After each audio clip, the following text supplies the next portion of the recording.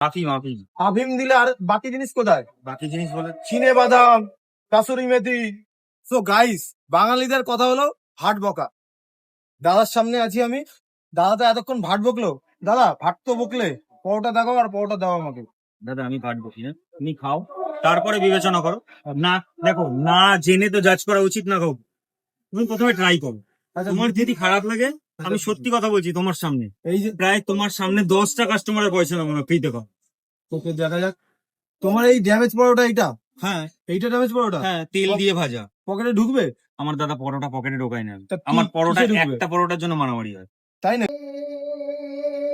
এই চলে গেল তরকারি। হ্যাঁ, সোয়াবিন আছে, আলু আছে, মটরও আছে, আর এটা চলে গেল আফিম।